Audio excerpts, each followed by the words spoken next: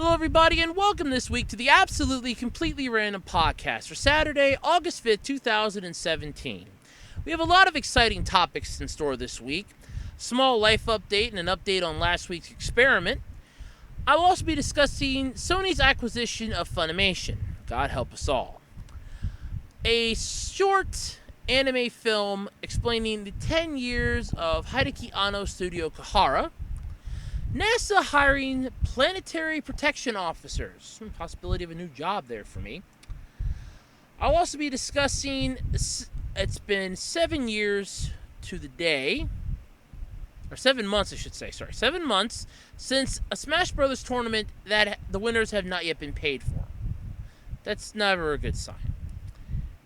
On top of that, I will also be discussing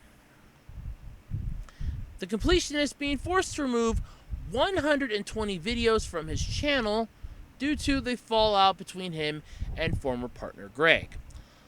All this and possibly more, I don't know, maybe less. But anyway, you know the deal, as always, ARHOADS-2012 on eBay, all lowercase by the way, for all your collectible oddity needs. I mean, come on, check me out. I may not have a lot up right now, I'm slowly getting stuff put up.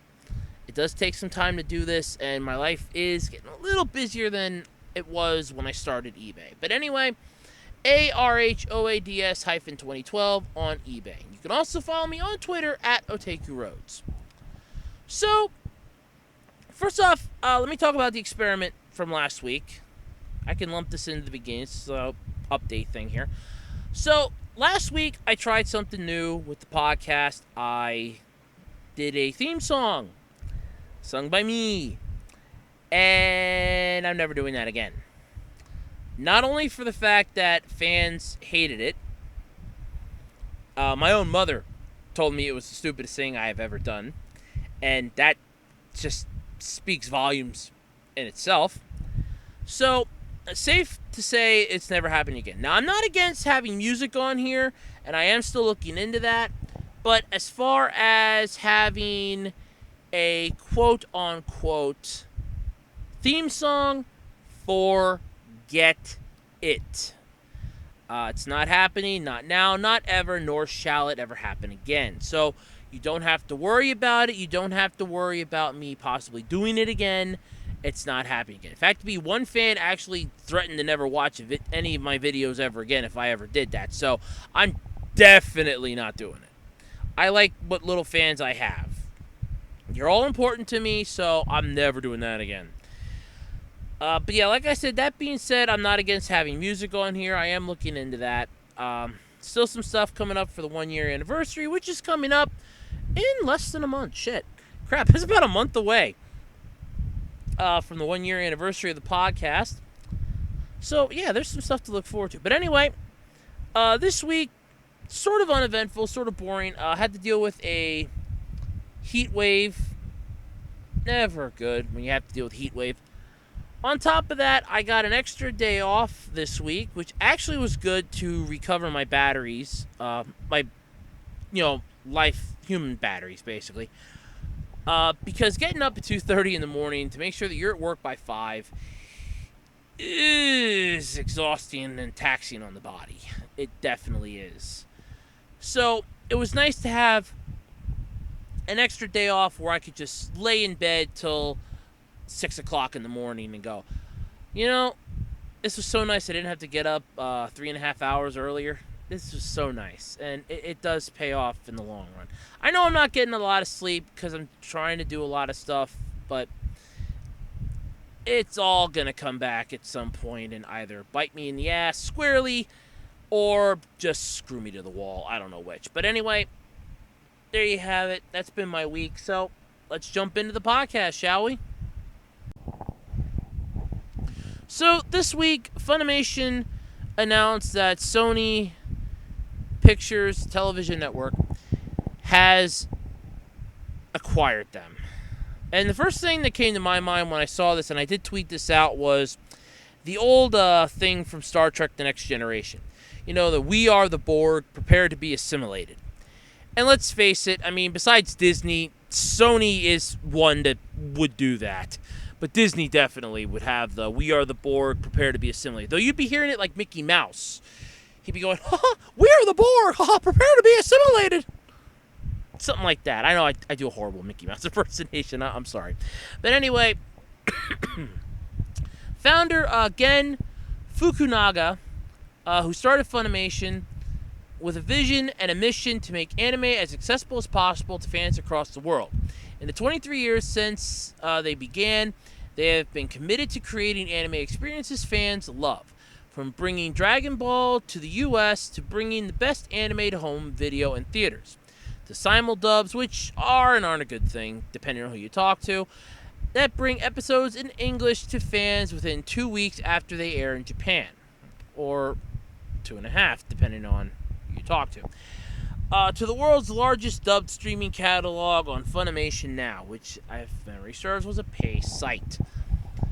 But they said, and this was on Tuesday, by the way, today we announced that Funimation has agreed to sell a substantial majority stake to Sony Pictures Television Networks. SPTN. Wow, that's a horrible acronym.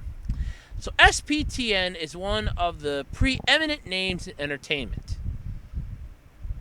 If I've been living under a rock for the last 27 years, they're the preeminent in names in entertainment. Oh, that worries me. Okay. Anyway, they share our vision to deliver anime to fans globally across all screens and platforms. Yes, so long as you can pay for it. So, here are additional details that came out from the press conference. Basically, there are some questions. But before I get into those, there was a small blurb with the newsletter that I subscribe to each week from the Anime Corner Store. Which, by the way, here's some free publicity for them. If you are in the market for any anime merchandise, like figurines, what have you, Robert's Anime Corner Store. It's a great place. I got some as gifts. They weren't actually bought by me. They were given to me as gifts. Like, there's 2 manga volumes. But they are really good at what they do. I do mean that. They are really good at what they do. I'm happy about that. Anyway, I subscribe to their newsletter, which comes out every Friday, unless otherwise stated by good people there. And it's a neat newsletter. I mean, before it was actually a lot of fun. In all honesty, I miss the, Robert's Random Thoughts. Those were kind of cool. They kind of seem to get shorter and shorter each week. But then again, I can understand why. Because there's only so much you can put in each week. But anyway, so this was their entire take on the Funimation Sony thing. Let's see. They say that they have an old saying here at RACS, which is the acronym for Robert's Anime Corner Store. It's a very good acronym, by the way. That the anime industry is a lot like a hot dog. It can be juicy and delicious, just don't ask what's in it. Over the past 20 years in this business, we have weathered all sorts of failures. Mergers, distribution changes, evolving customer demographics, and even the various methods that anime is delivered to fans. Many of which no longer include us.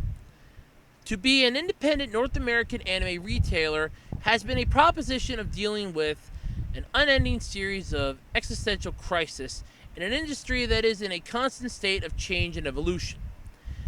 Never quite being able to figure itself out or what interests it is trying to serve. Divided not only by 2 cultures, but by its own internal fabric.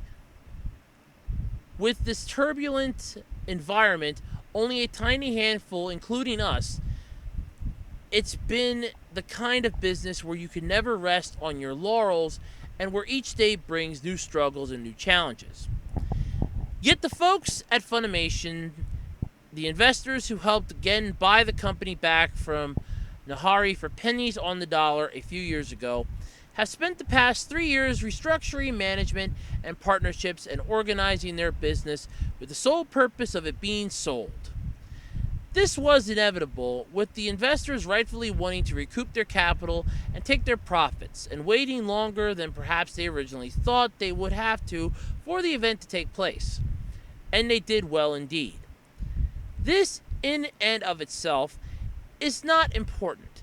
Funimation was bought to be sold. That Funimation ended up going to Sony Pictures, though. It's a bitter pill. A Japanese company obtaining ownership of the largest North American distributor of Japanese licenses. The same company that already owns Aniplex. Nothing good can come from this in my mind. Not for us, anyway.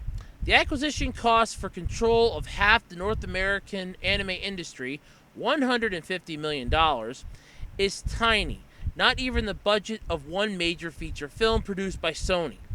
Sony is, and has been, a mess of a company.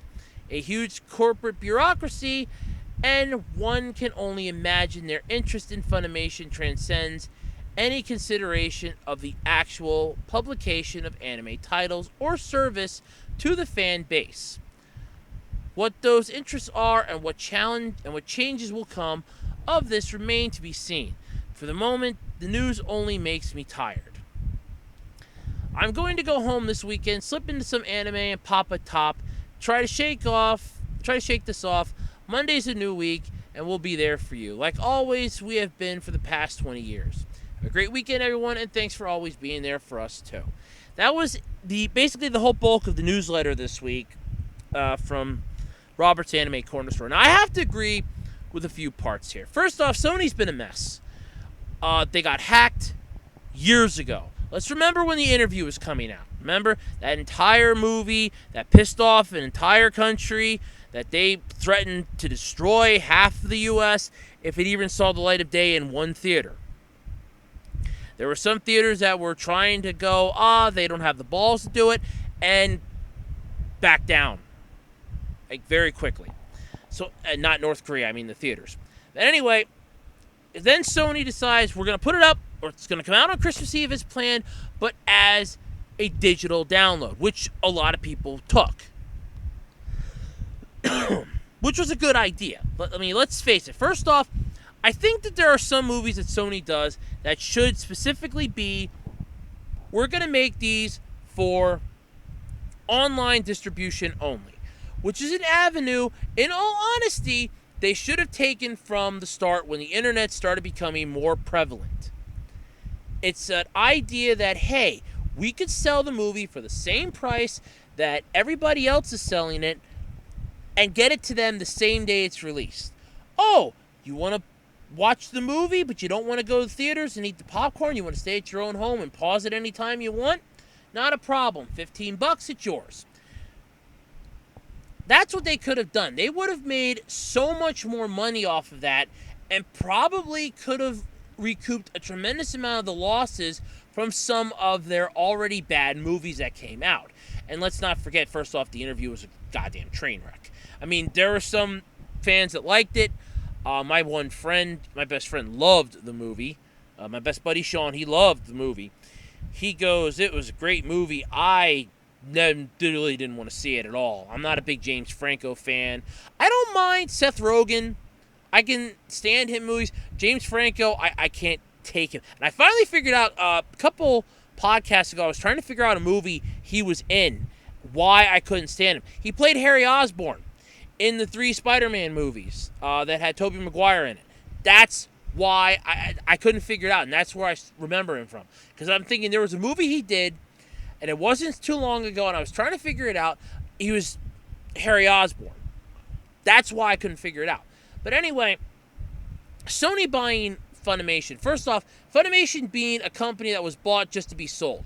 That's like flipping a house. So in this case, all Gen did at Funimation was just flip a business. You bought a business in order to flip it. Okay, so if I were to buy a restaurant and make it a 5-star, I get $1,800 an hour in payment. It's like I am literally swimming in cash. I can literally have a bed of $100 bills, wipe my butt with a 50. And I turn around and sell it, and I go, no, I just bought this to sell it. That, first off, is a slap in the face to anybody that's been following you, anybody that has been behind you on this. So that right off the bat shows me no loyalty. That hurts a lot. I mean, anybody that would hurt. But anyway, I agree with Robert's Anime Corner Store. I agree with them that it is a bitter pill. Sony Pictures buying Funimation. Sony Pictures is not in anything for fans. If they were, so many of their movies would have been better. So many things that they have put their hands on would have been literally shitting gold. They are not in this for anything. And especially pissing out $150 million. First off, that is not walking around money. If you're dropping $150 million to buy a company that sole purpose is they are the biggest North American anime distributor. Like, they are huge. First off, that's not walking around money. But second off, if Sony's dropping that, and it's not even the budget of one major feature film that they produced, that leads me to wonder how much cash did they really have to blow that they couldn't have increased it just a little bit. They're stuck in a corporate bureaucracy. I agree with that. I mean, how many times have they been hacked? I mean, in like the last X amount of years. Since hacking suddenly became a thing years ago where everyone and their grandma could just hack somebody's computer just by typing something. Or just because people were idiotic and didn't, block out their passwords. But anyway, so all this, I agree with them. It's annoying. To anybody out there that's actually listening to this and that's listening to my voice, shake it off. Just, relax. Forget it ever happened. Hopefully Monday, something will come along that will end this. That there will be like something down the road when they're putting the final dot on the line, unless they've already done it, in which case we're screwed. In the words of Bender from Futurama, we're boned.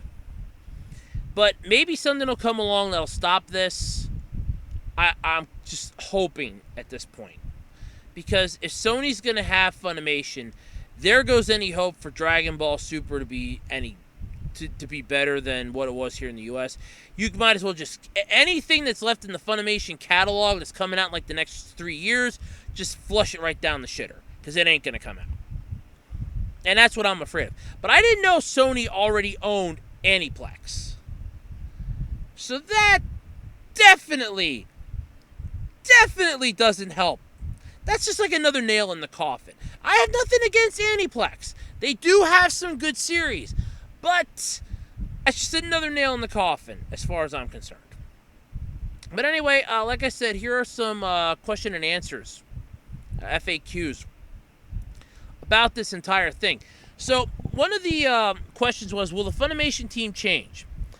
The answer to that was, currently our plan is for Funimation to operate as it has to date. Gen will remain CEO, and the team will continue to deliver the best anime experiences we can to you. If Sony bought 51% of your company, I guarantee you, nobody there is going to be sticking around. They will clean house and bring in their own people. Is this a partnership, merger, or an acquisition? Funimation has agreed to sell a substantial majority stake to Sony Pictures Television Network. So in other words, they probably bought 51%. Unless Gen was intelligent enough to hold on to that last 1% and make it 49% for them and 51% for him, but I don't... At this point, I have no faith in it.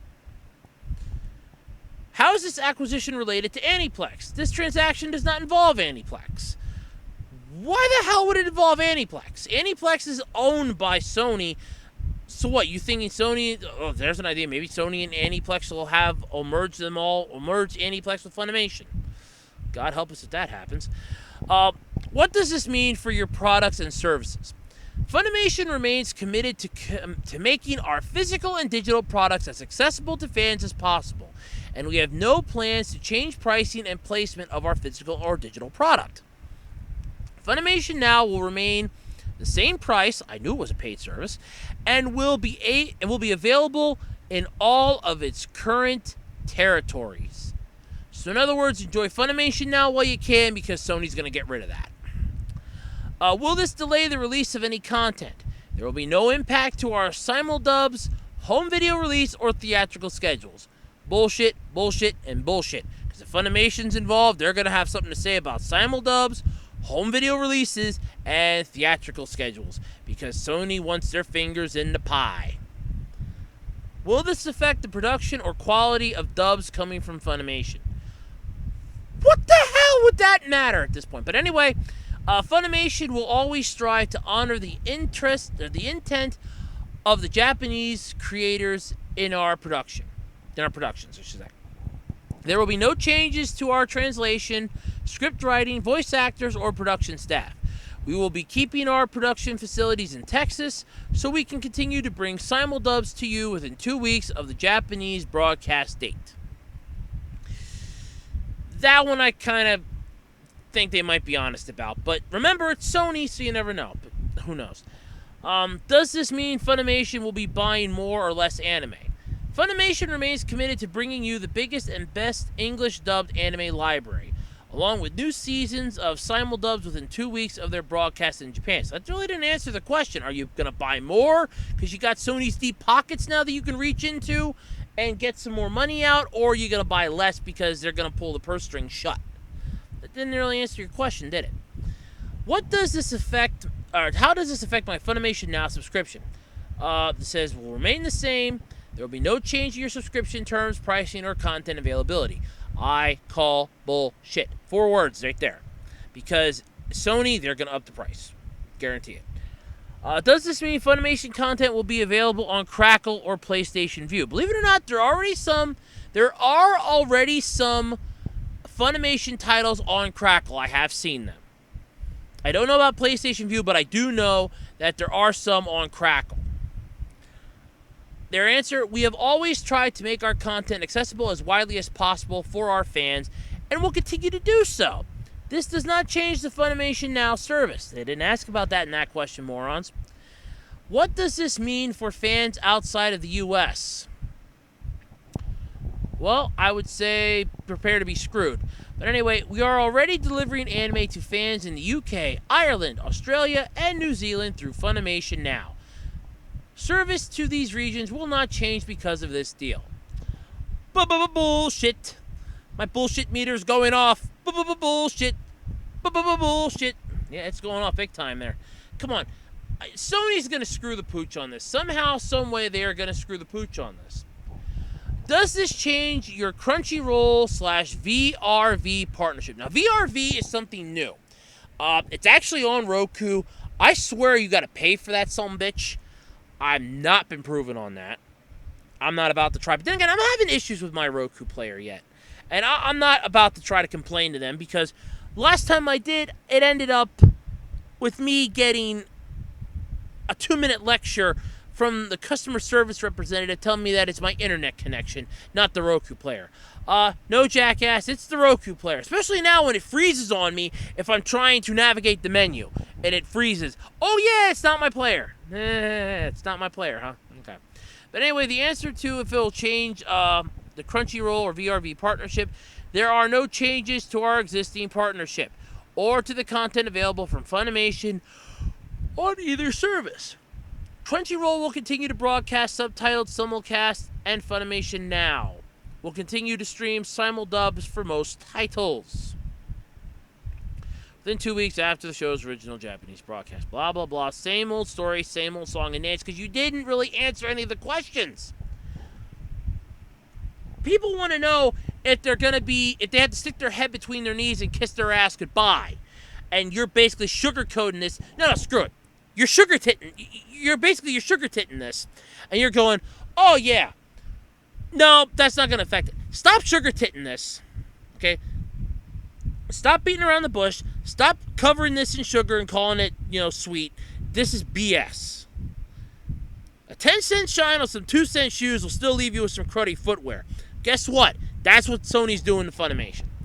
They basically gave $150 million to buy the company, which, by the way, was bought to be sold, which, like I said, really upsets me.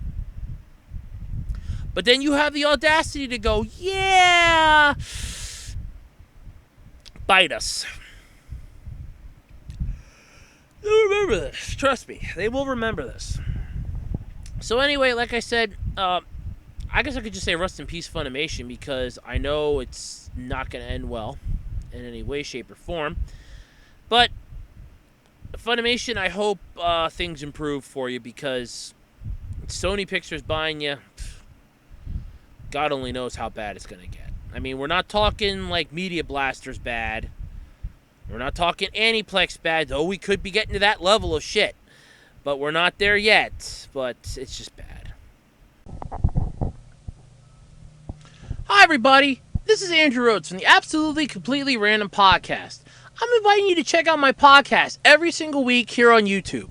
I talk about articles throughout the week that have to deal with anime, manga, video games, technology, and movies. All of which I usually read back the article, then give you my thoughts and opinions on them included. Not to mention some humor now and then. Occasionally I have a special guest with me, Professor Sherman Klump, and otherwise I'm by myself. So if you're interested in anime, manga, movies, technology, or video games, come check out the Absolutely Completely Random Podcast. New episodes are uploaded every Sunday, only on YouTube. So, before I get into the next topic, let me ask, this would be a good segue into it. Have you ever wanted to defend the planet? Have you ever wanted to shoot a laser beam into space? Have you ever wanted to basically become the hero that every science fiction movie has made you believe you can be? Well, if you do, NASA's hiring a Planetary Protection Officer to protect Earth from alien harm. Yeah, that's right. You want to save the Earth? You can apply for NASA's Planetary Protection Officer role. The National Aeronautics and Space Administration, also known as NASA, which is a lot easier to pronounce, by the way, is currently looking for someone with a secret security clearance to ensure alien life or organic organic constituent and biological contamination doesn't make its way back in a spaceship. Oh, this will be good. More than that, this person is responsible for the leadership of NASA's planetary protection capability, maintenance of planetary protection policies, and oversight of their implementation by NASA's space flight missions, according to the job listing. First off, I can see bad things coming from this. There's your taxpayer dollars at work, folks, but let's keep going. More than that, this person is responsible for the leadership of NASA's... Yeah, I already said that. Jobless, okay.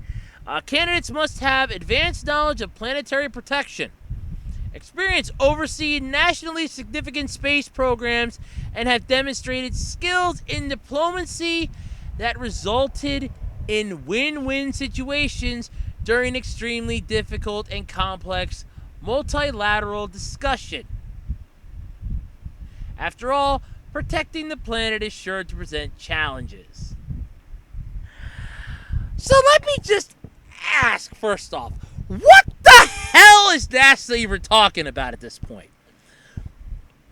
You have to have advanced knowledge of planetary protection, experience overseeing nationally significant space programs, and have demonstrated skills in diplomacy that resulted in win-win situations during extremely difficult and complex multilateral situations or discussions. So what, we can't Captain Kirk this and just cheat the Kobayashi Maru? Yes, I've seen Star Trek. Come on! Who the hell has knowledge... First off, who the hell has knowledge of planetary protection, let alone advanced knowledge? You're basically looking for an overglorified CEO. Here we go, though. There are requirements for this position. They include frequent travel. Could business trips include intergalactic travel? Men in Black, is that you? Oh, God. It's a lot of responsibility for one person, which is why the job comes with a six-figure pay. So, first off, hold on to your seats for this one. You can get anywhere from $124,406 to $187,000 annually. So, in other words, we have to protect the planet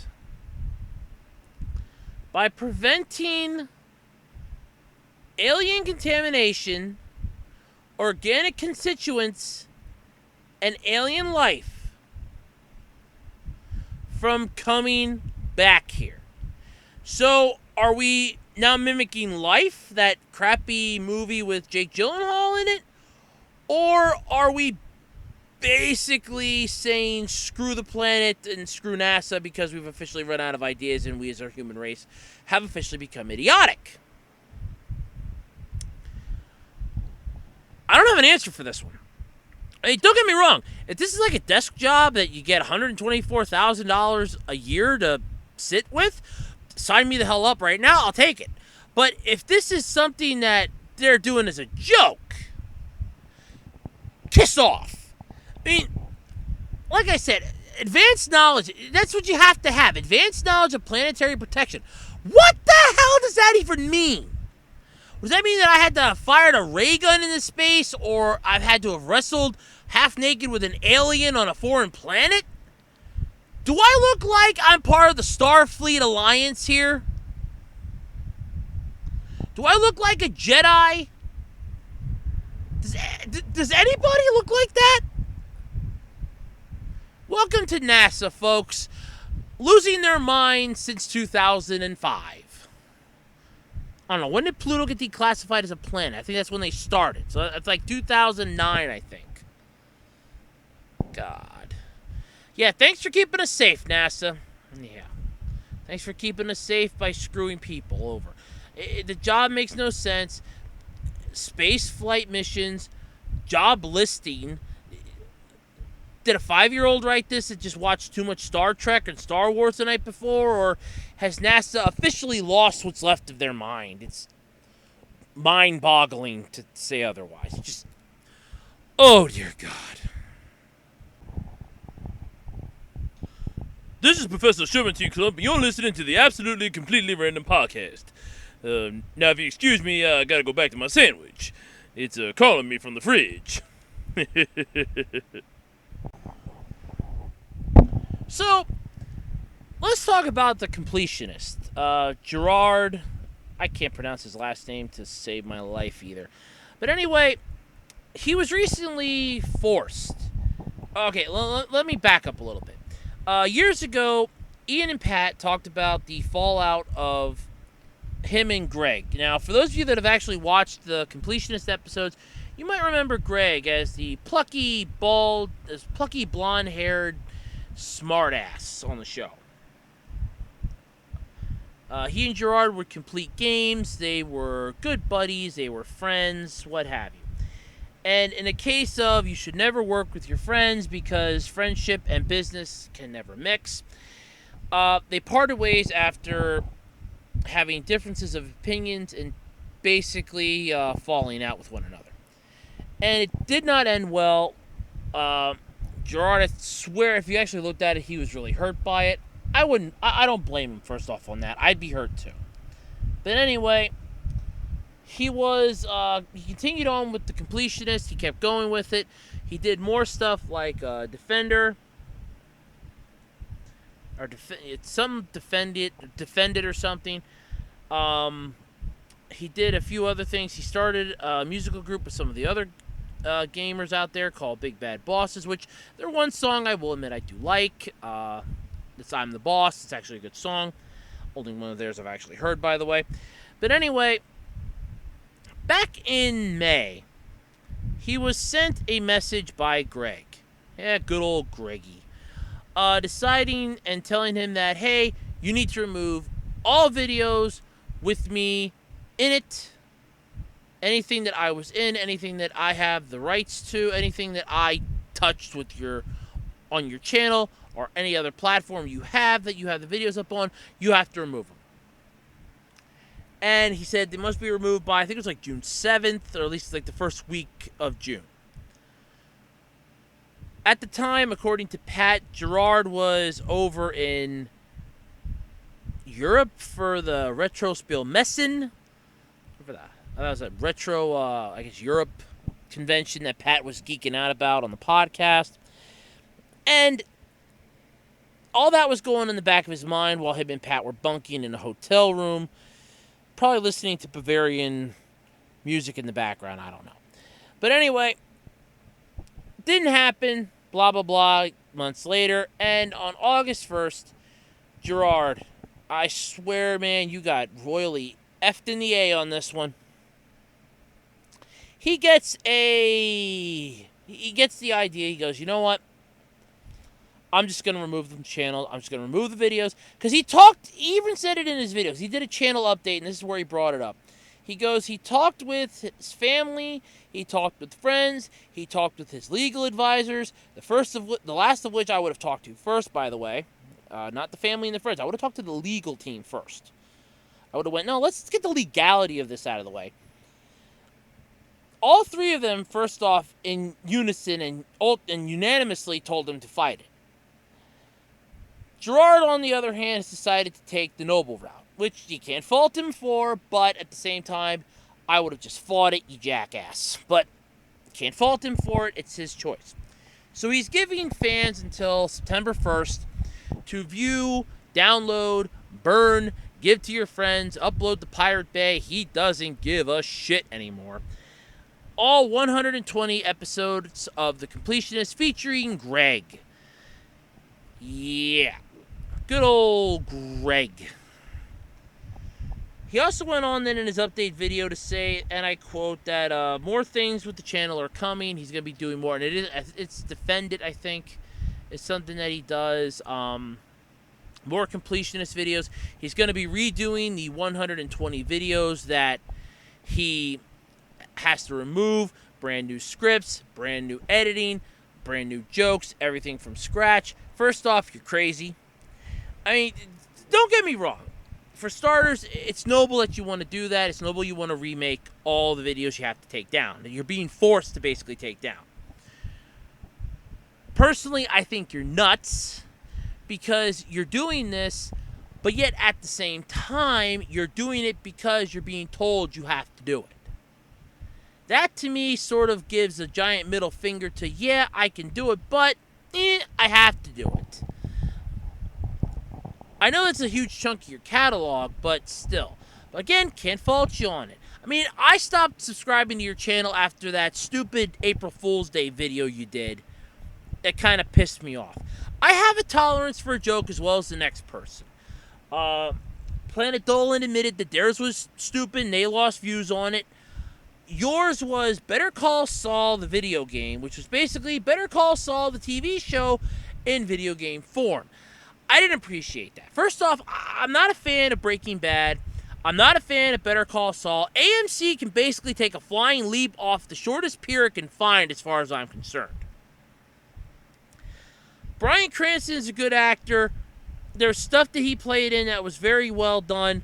He should have just stuck to those roles, maybe got some voice acting gigs, and went into anime like Johnny Young Bosch did. He would be great at that. We don't gotta see him, we can just hear him. His voice is what sells, not his looks. He ain't Bruce Willis, he ain't Michael Jackson, he sure as hell ain't, Hugh Jackman. No. There are movies that not even he can save. And that crappy Godzilla movie he was in is definitely a prime example of that. But anyway, that video was what got me off his channel. I didn't want to subscribe to it anymore. I didn't want to watch it anymore. The only video since then that I have watched is when he finally, despite his reluctance to want to do it, which was stupid and idiotic to begin with. I know the game's time-consuming. You're 100%ing all these games for starters. If fans are asking you, hey, do this game, and you have X amount of fans doing it, but you don't want to do it because you don't like the game, suck it the hell up.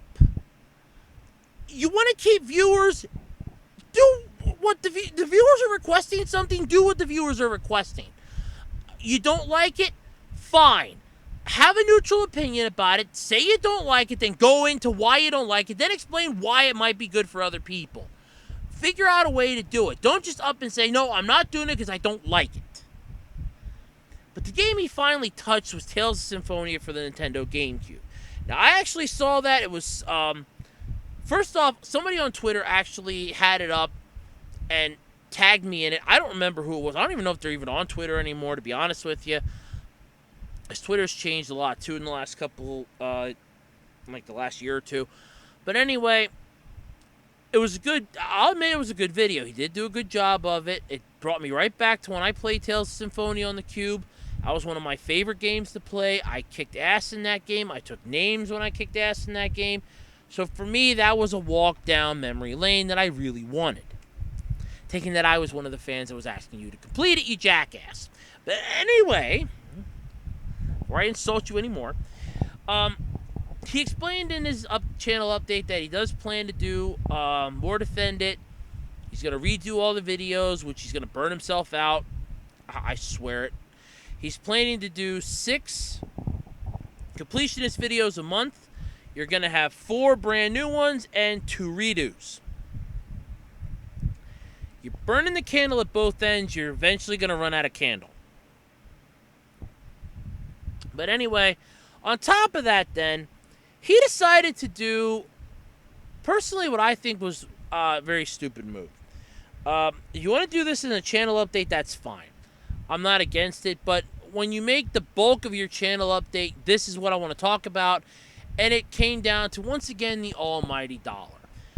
He talked about the YouTube ad, sense war going on right now, where AdSense at an all-time low.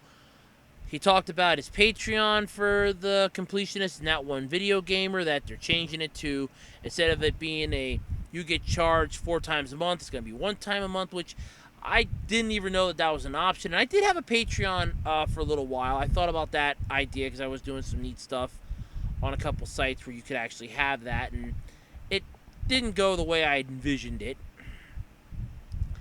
I'm thinking about starting it up again, but I'm looking into it, getting some feedback and some ideas on ways I can improve upon it and not F it up, basically. But he talked about that, said about how he has to do more branding because he's not getting enough views on YouTube to pay the ads. The ads aren't getting enough views. I have my videos monetized, and I'm not getting rich. If you wanted to get rich, you sell drugs. You sell your body. Sell trading cards out of the back of a van or something. You don't get rich on YouTube. That's a goddamn given at this point. There's actually a rapper, I think, that even said, sell drugs or something if you want to get rich. Don't get rich with YouTube. It's true. You don't get rich on YouTube. I mean, and then you look at PewDiePie and they're going, well, he makes millions of dollars. Yeah, and he's an asshole too. Your point is what? And most of his money's gone because of that whole debacle with him a few months ago.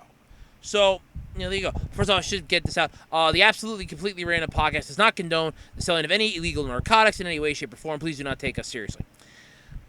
Anyway, just want to get that out there. Don't want anybody coming after me saying that they gave me the idea. Don't condone that. I don't condone it in any way, shape, or form. I'm just quoting. I'm quoting what somebody else had already said. So, he went into that, but that wasn't the end of the story. So then I listened to the CU podcast take on it. Good old Pat and Ian. I'm probably still on their shit list. I know it. I know I'm on their shit list. I ain't getting a Christmas card from them ever. Then again, I never got one before. I didn't even know I exist. Who the hell cares? They didn't even know I exist. But anyway, they took it as a thing. They were talking about it, and they mentioned that Greg, good old Greggy, we come back to you again. He put up a tweet then explaining that, he figured it was a bad idea to complain about it at the early part, right after he was, as he put it, forced out of the company, or pushed out, or legaled out of the company. From what I could tell, you left under your own power, you moron, so can't bitch about it.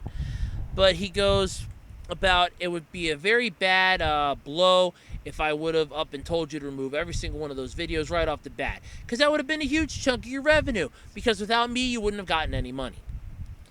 Yet Gerard's still done stuff yet, and you haven't done shit. Nobody's heard from you except for the debacle of, oh, yeah, he's the guy that used to work with the completionist that pissed him off and they parted ways. Yeah, okay, who cares? But, I mean, we're never going to get the full story. I mean, Gerard said that here's what happened. I don't even believe that that's the full story. I still think there's more to this yet. He's just not telling us. We're never going to know the story of this. It's just like how many licks to the Tootsie Roll Center of a Tootsie Pop, yet the world is never going to know. But I just feel sorry for him at this point. And I have to. I mean, I'm not a fan of his videos right now anymore because of that whole April Fool's Day video. The fact that a lot of his reviews, and I'm going to be honest, they start seeming like they're phoned in. Like, I'm completing these games, I'm 100%ing them, I'm putting out videos week after week after week, every single Friday. And to me, they just start seeming like they're phoned in. Like, you're not even trying anymore to make them sound good. Like, okay, it's like a hack and slash repeat of this. Okay, you can do this, this, and this. Oh, you can do this, this, and that. And that's what they seem like to me. Now, granted, that could just be the way I'm interpreting them, but still, it's the way it sounds to me. But anyway, so that's the news with him. So good old Greg f***ed him in the ass in the end. He basically told him, bend over, let's stick it right up there. I think Ian, Pat, and everybody that subscribes to the Completionist channel, at least that know him professionally, I should say, not the ones that subscribe to him. He's got like a lot of subscribers. The ones that know him professionally, that hang out with him at conventions and stuff like that professionally, they should all chip in and just buy him a 4-course meal of sandwiches or a pizza or something. I mean, the guy has been royally butt-raped at this point, metaphorically speaking, with all the crap from his former partner, all the crap from YouTube ads and him losing money. He's got to go out and go, yeah, I got to do branding. I have to go out and find branding. I got to do this and this and this to make you people happy. It's like, don't blame the fans in a way, but that's kind of what it would seem like. It's like, well, because the fans aren't clicking on the ads, I'm not making enough money on the ads. So, yeah, I could say the same thing. I mean, I'm not making shit on my videos, but then again, I'm not doing this to get rich. If I wanted to get rich on YouTube, I would just do videos of me whacking myself in the nuts or something. I would do stuff that would get viral videos. I don't do stuff that gets viral videos. I'm lucky if I get 5 views a week for my podcast. I'm happy if I get 2 views for any of my other videos. I'm not in this for money. Though it would be nice, I won't deny that. I don't think anybody would. It would be nice. I'm not in this for the money. Because there ain't none. You don't get rich with YouTube, folks. You really don't. But anyway, Gerard, I wish you the best. I hope you do manage to pull your channel out from the fiery pit that Greg has thrown it in. But the part that I liked, though, how you ported this, and I'm just hoping it doesn't come back to bite you in the ass, was when you were saying about how, download the videos, upload them to Pirate Bay, burn them to a DVD, give them to your friends. He doesn't care. What worries me about that, and I'm really hoping that you somehow correct yourself and you cover your bases, or just have somebody monitor the hell out of eBay and AliExpress and all that, is that somebody's liable to burn these to a disc and pop them up on there. And that's what worries me a bit, though, for you. But otherwise, you don't care anymore. You don't want to fight it. You figure, screw it, I'm done. I'm done with the drama here. You can have them. I'll just redo all the videos again. Good luck to you. I mean, you already completed them once. You don't actually have to recomplete them again. You could have just edited them out of the footage. But anyway, good luck to you. I really mean that. I hope you do manage to do it. And I hope that one video gamer doesn't become a tombstone moniker. Here lies Gerard. I believe it's like Kaladi or Khalil or Khalad or something. I really can't pronounce your last name. I do apologize for that. A.k.a. that one video gamer, he lived the way he died with a controller in his hand. Or he died the way he lived with a controller in his hand. It just has a picture of you holding an NES controller. And that would just be sad for a lot of your fans. Don't overwork yourself. Don't make yourself sick for your fans' sake. Just remember, your fans care about you more than you think. And as far as Greg's concerned, you miserable bastard. In the words of Ian Ferguson, he quoted to a couple other people, not to you personally, eat shit and die. You miserable bastard.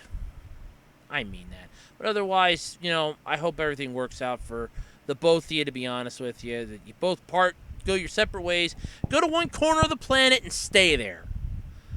That way you don't interact with one another. That's all I think we can hope for at this point anymore.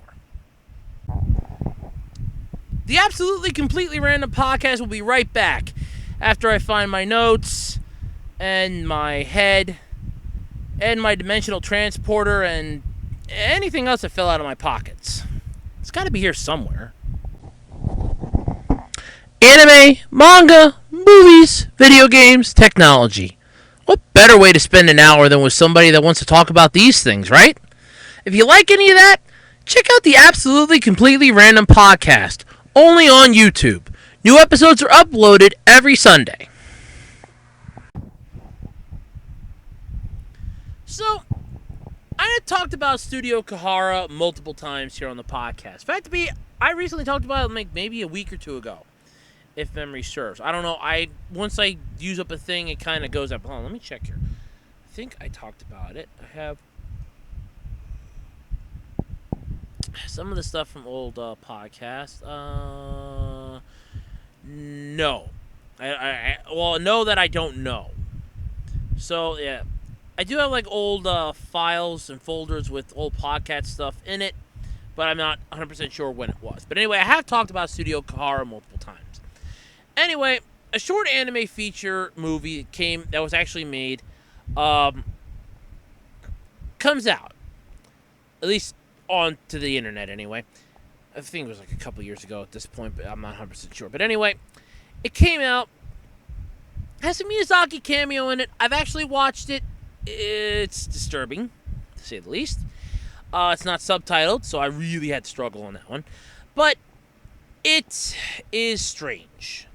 It tells the 10-year tale of Hideki Anno's Studio Kahara, which is really creepy.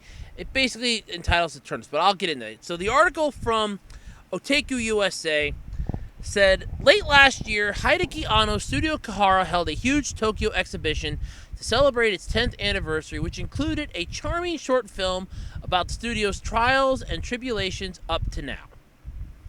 Now Kahara has released that film on YouTube for all to enjoy, or wince in pain at, because it was disturbing. The short, which was created by Anno's wife, mangaka Moyokio Anno, and I do apologize if I mispronounced her name, is called Okai na Kabu, which is a bit of a pun. Kabu can refer to either a company or turnip, hence the studio being represented in the short by a turnip farm. This is me banging my head on the microphone. But let's go with it. The short portrays events like the creation of the studio, the making of the new Evangelion films, plus Hideki Anno's depression. First off, great idea to put into a short film about your 10-year thing the kids are going to see. Beautiful, by the way. His voice acting work on The Wind Rises and Shin Godzilla. Again, great things to put into things. Shin Godzilla, great idea. Wind Rises, heard good things about it. Shin Godzilla, yeah, I haven't heard too much good yet. It also reveals that Moyako, who chose the name Kahara, which means joy in Greek.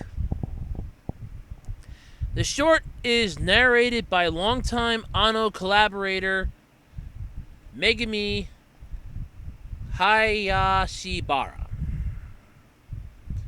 Again, I do apologize for mispronouncing anything. But like I said, it is a little on the creepy side. I mean, don't get me wrong, it is good. I've watched it. I actually got a bit of a kick out of it. It is kind of neat. I cannot tell you where the Miyazaki cameo is because I didn't see it. But it's not bad. Couple things you don't ever want to put into an animated film that kids are going to be able to see, especially when you put it out on YouTube. Which, first off, let's remember back to years ago when adult sites had that you must be 18 years or older to enter this. And all you had to do was just click, yeah, I'm 18. Nobody's going to stop you. It's not like they have a camera that's looking at you going, 5-year-old detected. Abort, abort, abort. No. All you have to do is just click that yes button. Beep. That's it. With YouTube, all you got to do is sign in. And you can fake your damn age on that, just like anything else. So, having something in there with depression, great idea.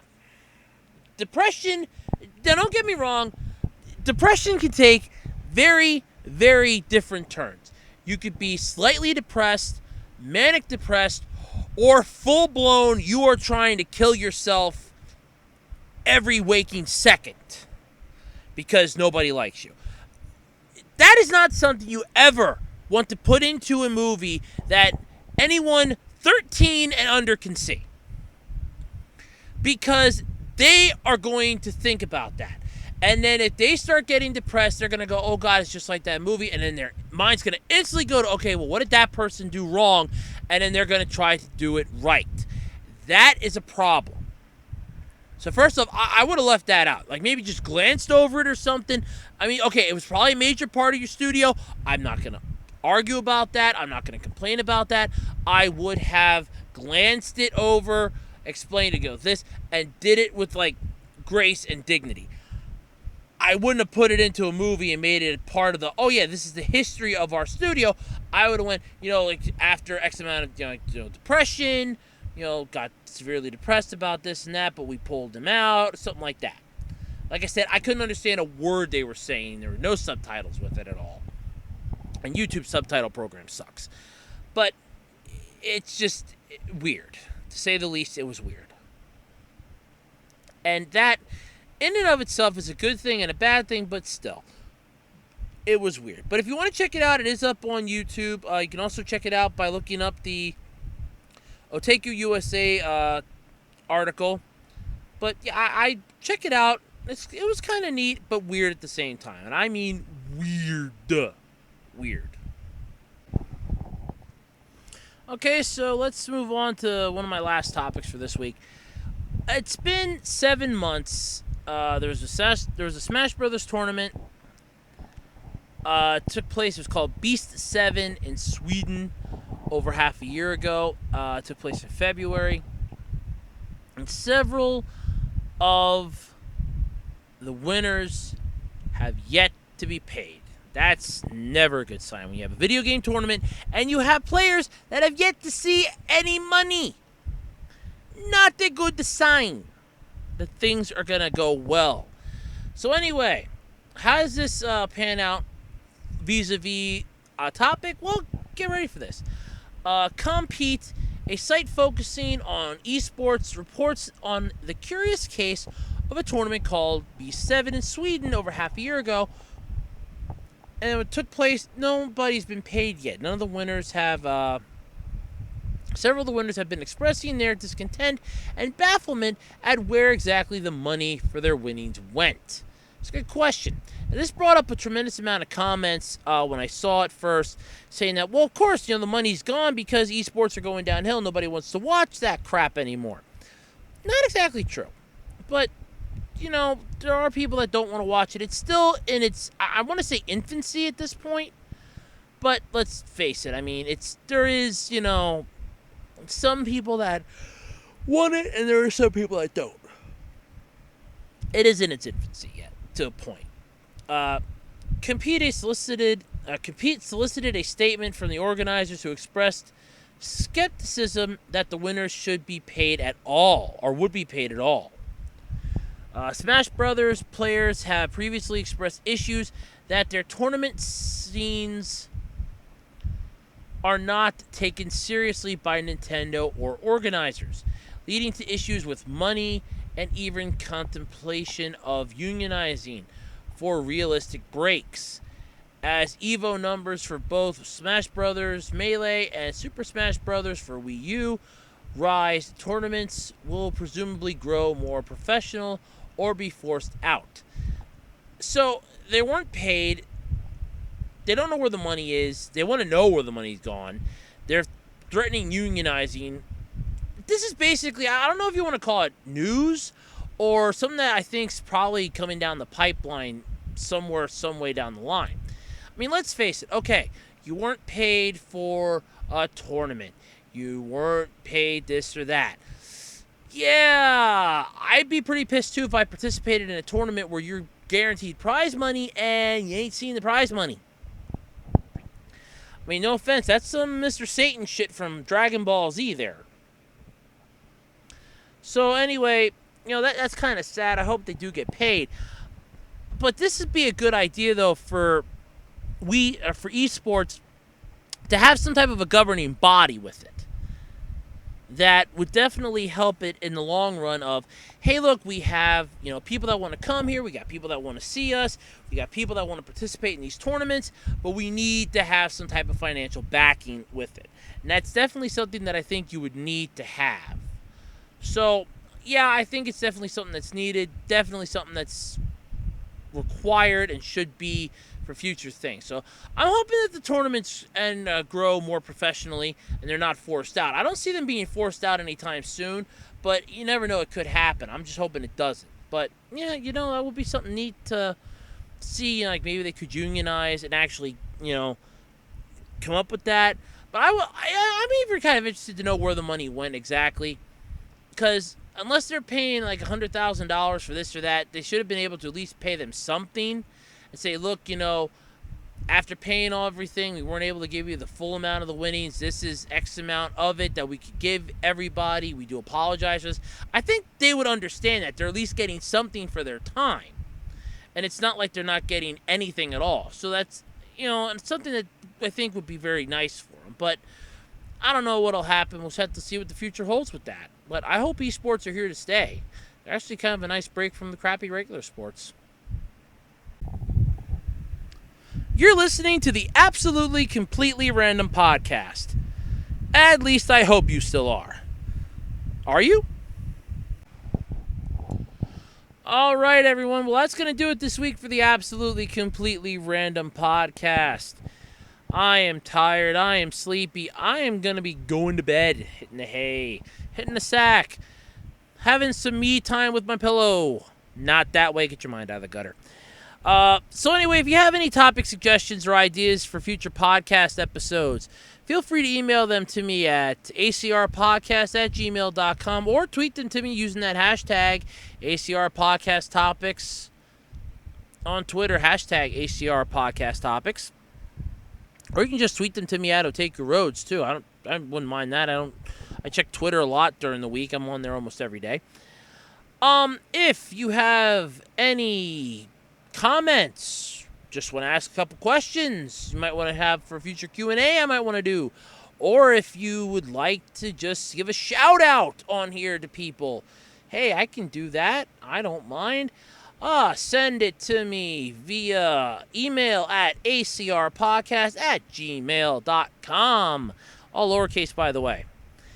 Or you can just tweet them to me at Otake Roads. That'd be fine. I won't mind.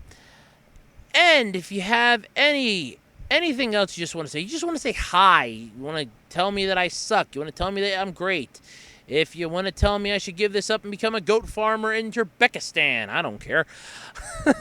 Let me know via Twitter at Otake Roads on Twitter, or via email at acrpodcast@gmail.com. And until next week, I'm Andrew Rhodes. Good news for those of you looking for Professor Clump. He actually sent me an email today. He is coming back next week. So there's a little surprise announcement for you. Provided nothing bad happens or he doesn't fall asleep and have a long week, he is actually planning to stop by next week if time and energy allow. So that might be cool. Maybe he might come back. I don't know. Maybe, maybe not. I know he wants to come back. There is that. So I'm hoping he does. But anyway, until next week, everybody, I'm Andrew Rhodes. 13 days until my birthday. And I will catch you all next week for the Absolutely Completely Random Podcast.